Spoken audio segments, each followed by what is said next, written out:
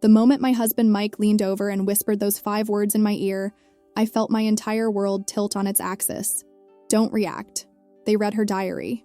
We were sitting in the living room of my in-laws' house, surrounded by the people I had trusted most in the world, and suddenly I understood why everyone kept glancing at me with those strange, calculating expressions. Why my sister-in-law Jessica kept fidgeting with her wedding ring, her fingers trembling like she was holding back some terrible secret. Why my mother-in-law Patricia couldn't quite meet my eyes, her usual warm smile replaced by something cold and judgmental. Why Mike's brother David was staring at his phone like it held the secrets of the universe, occasionally shooting me furtive glances when he thought I wasn't looking. They had all read my 15-year-old daughter Madison's diary, my beautiful, sensitive, private daughter who had been staying with her grandparents for the summer while Mike and I worked through some marital problems that had been tearing our family apart for months. The same daughter who had confided her deepest fears, her most vulnerable thoughts, her secret struggles with anxiety and depression to those leather-bound pages, believing they were safe, believing her privacy would be respected by the adults she trusted most. And somehow, these people I had called family for 17 years had gotten their hands on her most intimate thoughts and were now sitting here, judging us both based on what they had discovered in her private words. But what I saw in their faces next wasn't just disappointment or concern or even shock. It was something much darker, much more calculating, and I knew with a sinking certainty that whatever they had read was about to be weaponized against me in ways I couldn't yet imagine. The air in the room felt thick with unspoken accusations, heavy with the weight of violated trust and crossed boundaries that could never be uncrossed. The summer had started innocently enough, wrapped in hope and the promise of healing time for our fractured family.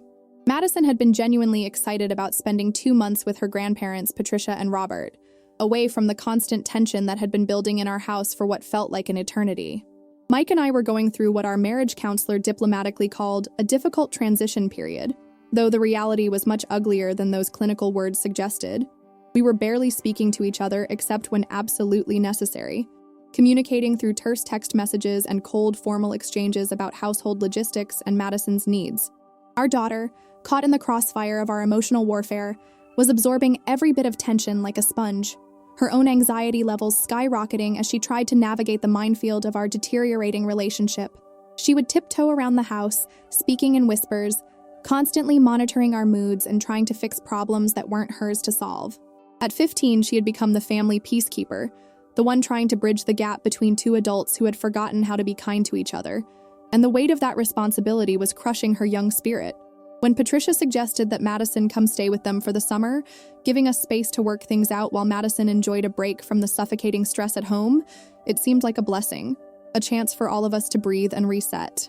Madison loved her grandparents deeply, adored her Uncle David and Aunt Jessica, who lived nearby, and always made family gatherings feel like celebrations, and had always thrived in the warm, chaotic environment of the extended family dynamics.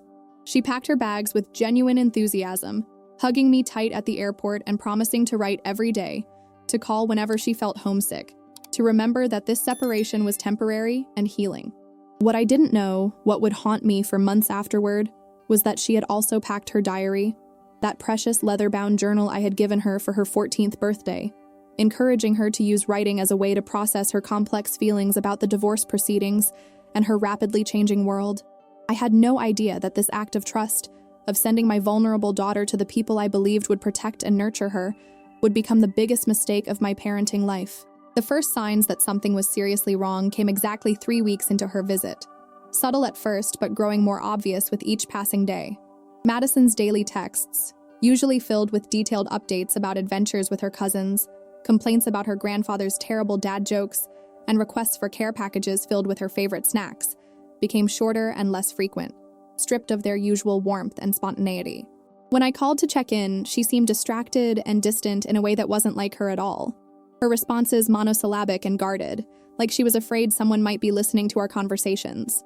Her voice lacked its usual animated energy, and I could hear something underneath her words that I couldn't quite identify, but that set off every maternal alarm bell I possessed. I chalked it up initially to teenage moodiness and the natural process of settling into a different routine, convincing myself that she was just busy having fun and didn't need to update her anxious mother on every detail of her summer experience.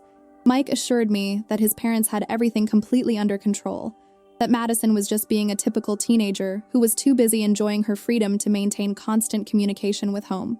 But the mother's intuition that had served me well for 15 years was screaming that something fundamental had shifted, that Madison wasn't just busy or moody, but was actively withdrawing from me in a way that felt protective rather than rebellious.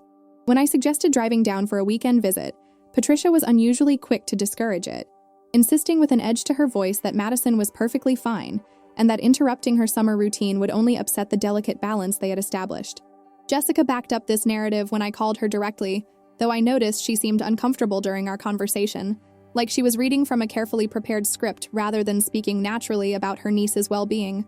Even David, usually the family member most willing to give me honest, unfiltered updates about Madison's emotional state, was strangely evasive when I pressed for specific details about how she was really doing, changing the subject whenever I asked direct questions about her mood or behavior. The truth about what was happening became clearer when I started paying much closer attention to the subtle dynamics during our weekly video calls, analyzing every facial expression and tone of voice like I was studying evidence in a criminal case.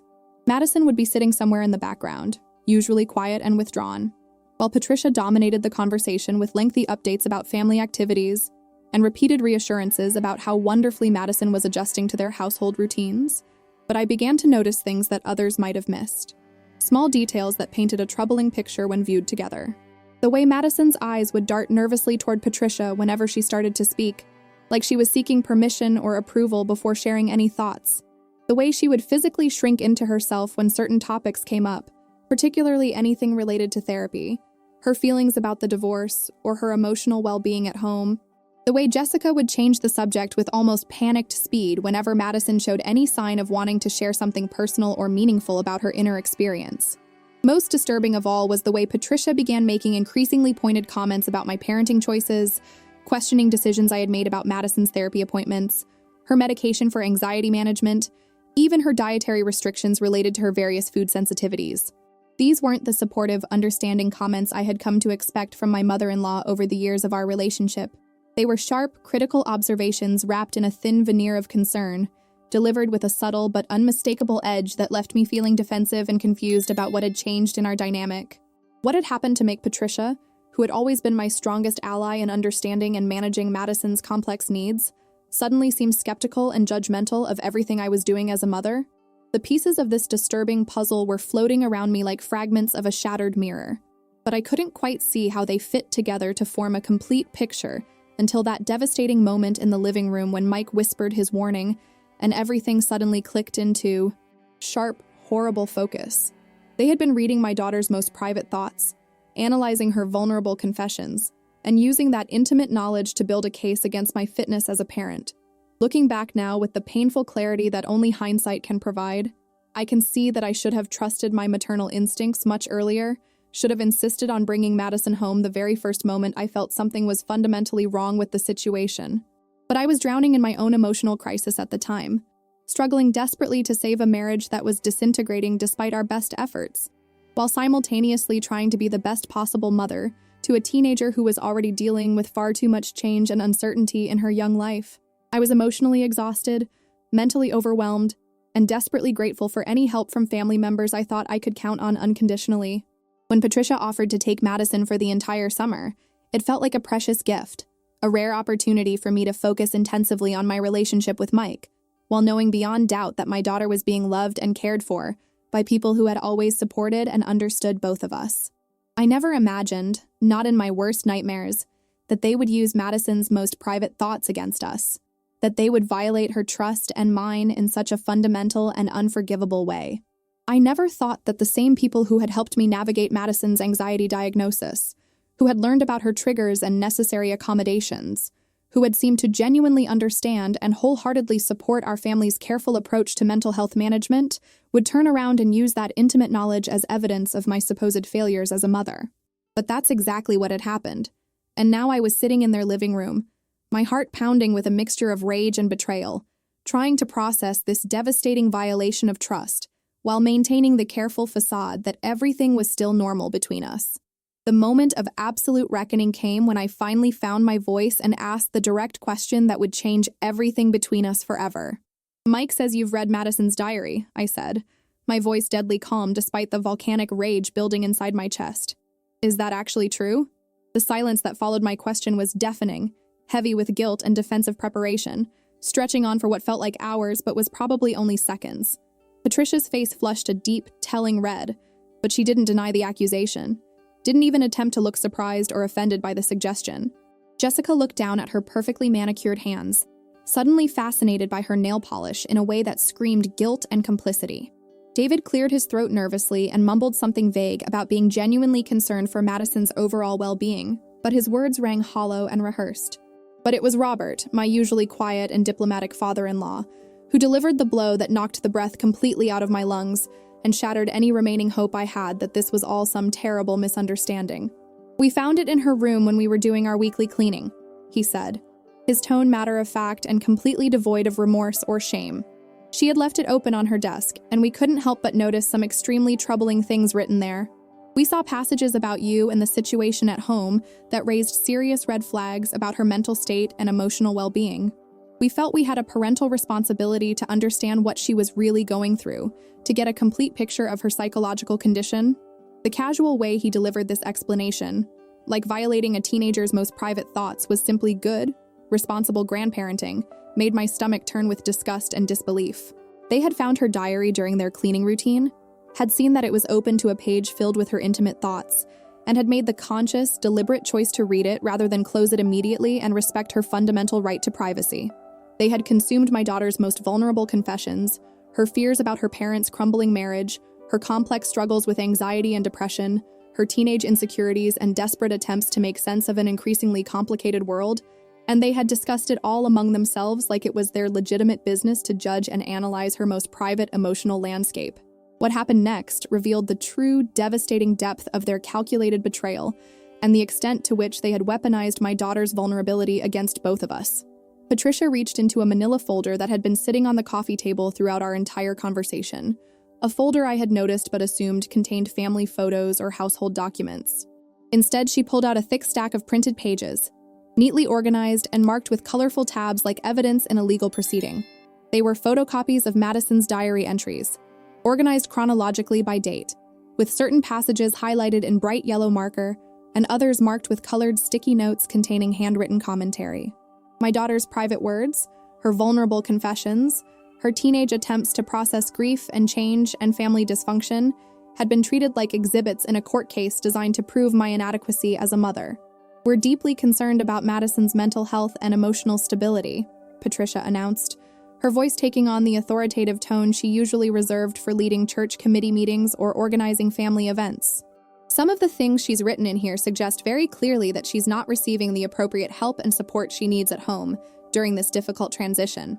She talks repeatedly about feeling completely overwhelmed by adult problems, about wondering constantly if the divorce proceedings are somehow her fault, about feeling like she can't talk openly to you because you're too emotionally stressed and fragile to handle hearing about her own problems and needs."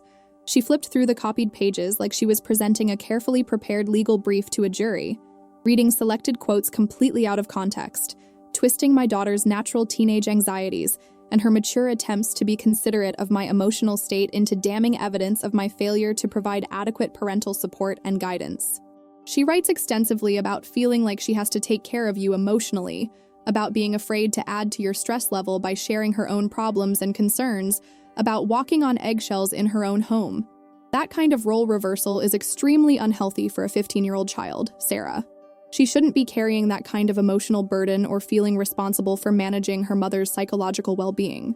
Each word felt like a physical assault, not because the observations were entirely without merit, but because they were lifted directly from the private thoughts of a teenager trying desperately to navigate an impossible situation with grace and maturity, thoughts that were never meant to be shared with anyone, let alone used as ammunition in a campaign to undermine her mother's parenting. But the real moment of crystalline clarity came when I looked up and saw Madison herself standing at the top of the staircase, having been drawn downstairs by the sound of her own private thoughts being dissected and analyzed by the adults she had trusted most in the world. She was still in her pajamas, her hair messy from an afternoon nap, but her eyes were fully alert and filled with a mixture of horror, betrayal, and dawning understanding of what was happening in the room below. The look on her face was something I will carry with me for the rest of my life, an expression of such profound violation and disbelief that it made my chest physically ache. It wasn't just embarrassment or teenage anger, though both of those emotions were clearly visible in her posture and expression. It was the deep, soul-crushing betrayal that comes from discovering that the people you trusted most in the world have used your vulnerability against you, have taken your most private thoughts, and turned them into weapons. It was the same expression I had seen on her face 2 years earlier, when she discovered that her former best friend had shared her deepest secrets with the popular girls at school as a way to gain social acceptance. Except this time, the betrayal was magnified exponentially because these were the adults who were supposed to protect her privacy and dignity above all else. Our eyes met across the crowded room, and in that instant of silent communication, I understood with perfect clarity that this situation had moved far beyond being about my relationship with Mike's parents, or even about their opinion of my parenting abilities. This was about my daughter's fundamental human right to have private thoughts, to work through her emotions without having them scrutinized and judged by people who claimed to love her, to trust that the adults in her life would respect her psychological boundaries even when she was at her most vulnerable and exposed. Madison slowly, deliberately walked down the stairs, her face set in a mask of teenage composure that broke my heart because I knew from years of experience exactly how much emotional energy it was taking for her to maintain that calm, dignified exterior when she was probably screaming inside. When she reached the bottom of the staircase, she looked directly at her grandmother with a level of direct eye contact that was unusual for her normally shy personality, and said in a voice that was perfectly steady but filled with quiet, controlled fury, "You had absolutely no right to read my diary, Grandma. Those were my private thoughts, my personal feelings, and you violated my trust in the worst possible way." The room fell completely silent, everyone suddenly uncomfortable under the direct, unflinching gaze of the teenager they had been discussing and analyzing, like she was a psychological case study rather than a real person with real feelings and legitimate rights. What happened next changed the entire trajectory of our family relationships forever, and revealed the true strength of character that my daughter possessed even at 15 years old. Madison walked with deliberate purpose over to where Patricia was still holding the folder of copied diary entries, and without saying another word or asking for permission, she took it directly from her grandmother's hands with a firmness that surprised everyone in the room. Then she walked calmly to the fireplace, where Robert always kept a fire burning even during the summer months, because he enjoyed the ambiance and warmth it provided. And without any hesitation or dramatic pause, she threw the entire folder directly into the flames. The pages caught fire immediately, curling and blackening as Madison stood there watching her most private thoughts being consumed and destroyed by the fire she had chosen to feed them to. "If you're going to violate my privacy and use my personal thoughts against my family," she said, her voice growing stronger and more confident with each word, "then I'll make absolutely sure there's nothing left for you to violate or weaponize." The symbolism was both powerful and heartbreaking in its clarity. My 15-year-old daughter was literally burning bridges, destroying her own emotional outlet and creative expression, because the adults in her life had proven beyond doubt that they couldn't be trusted with her vulnerability or respected her basic human rights.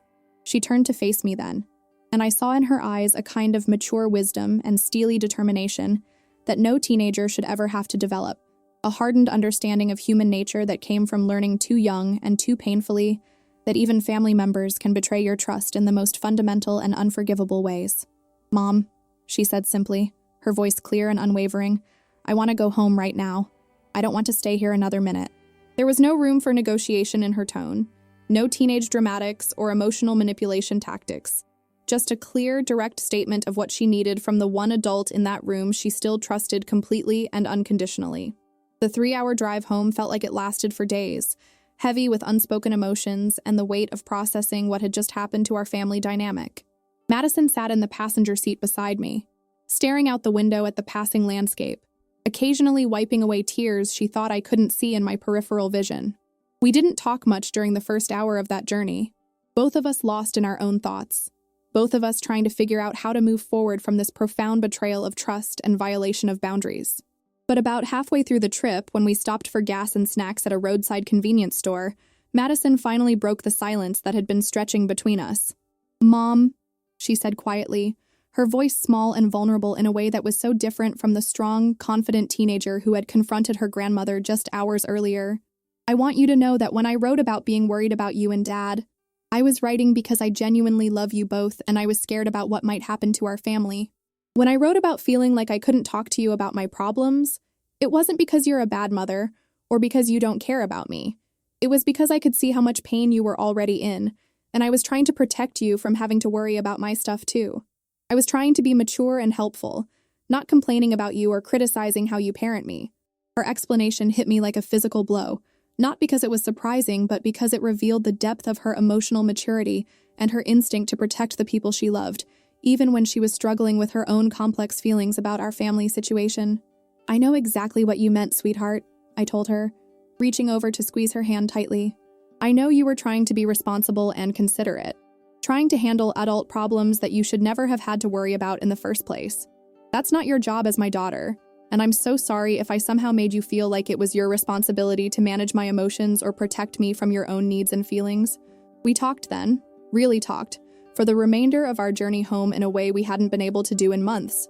Madison shared fears and concerns and questions that she had been keeping bottled up inside, worries about the future of our family that she had been afraid to voice because she thought they would add to my already overwhelming stress level. I shared some of my own struggles with her, carefully and age-appropriately, but with complete honesty, helping her understand that while adult relationship problems weren't her responsibility to solve, her feelings and reactions to those problems were completely valid and important and deserved to be heard and acknowledged. The aftermath of the diary incident sent shockwaves through Mike's entire extended family network, but not in the way any of us expected or hoped for. Instead of being ashamed and apologetic about what they had done, Patricia and Robert doubled down on their position, insisting loudly to anyone who would listen that they had been trying to help Madison, that they were simply concerned grandparents acting out of love and worry for their granddaughter's welfare, and that I was dramatically overreacting to what they characterized as reasonable, parental oversight of a troubled teenager. They painted themselves as the responsible adults who had discovered concerning information about a child's mental health and had taken appropriate action to address their legitimate concerns. Jessica initially supported her in-laws publicly, though I could tell from our private conversations that she was deeply uncomfortable with the entire situation, especially after witnessing Madison's powerful response with the fireplace and the clear emotional damage that had been done to a child she genuinely cared about. She was caught between loyalty to Mike's parents and her growing understanding that serious boundaries had been crossed in ways that couldn't be justified or explained away. David, surprisingly and somewhat courageously, was the first family member to reach out with a genuine, heartfelt apology, admitting that he had known from the beginning that reading Madison's diary was morally wrong and a violation of her privacy, but that he had gone along with it because he trusted his parents' judgment and assumed they knew what they were doing. His honesty about his own complicity was refreshing, even though it didn't undo the damage that had been done to Madison's sense of safety and trust within the family structure. But the fundamental damage was irreversible, and the trust that had taken years to build through shared experiences and family traditions was completely shattered in a single afternoon of violated boundaries and betrayed confidence. Mike found himself caught in an impossible position, torn between supporting his wife and daughter's legitimate anger and maintaining relationships with parents who refused to acknowledge any wrongdoing in their actions. The marriage counseling sessions that had previously been focused on communication issues and rebuilding intimacy between Mike and me suddenly shifted to dealing with the complex dynamics of betrayal and boundary violations by extended family members who had inserted themselves into our healing process in the most destructive way possible. But perhaps the most significant and ultimately positive change was in Madison herself, who emerged from this traumatic experience stronger, more self-aware, and more confident in her own worth and boundaries than she had ever been before. The shy, anxious teenager who had left for her grandparents' house 2 months earlier came back transformed into a young woman who understood her own value and refused to accept treatment that didn't honor her dignity and autonomy. She started a new journal, but this time she kept it securely locked and hidden, and she became much more selective and intentional about what personal information she shared with various family members and when such sharing felt appropriate and safe. She began speaking up more assertively in our family therapy sessions, advocating for herself and her needs in ways that impressed both me and her counselor with their maturity and clarity. She also became notably more protective of other people's privacy and boundaries, consistently calling out friends and family members when they engaged in gossip or shared information that wasn't theirs to share with others. The violation of her trust had taught her invaluable lessons about the importance of boundaries, about the crucial difference between people who deserve access to your vulnerability and people who don't, and about the necessity of protecting your own emotional and psychological space from those who might misuse that access. She started researching colleges early, with a clear focus on schools far enough away from Mike's family that she wouldn't have to worry about unexpected visits or attempts to monitor her personal belongings and private thoughts. Most importantly, she learned to choose her confidants carefully and deliberately, building new relationships based on mutual respect and genuine care rather than family obligation or social expectation. Today, 2 years after that devastating summer, Madison is thriving as a confident high school senior who writes beautifully about resilience, personal boundaries, and the critical importance of protecting your emotional space from people who don't respect your autonomy. She has rebuilt a strong, honest relationship with her parents based on mutual trust and open communication.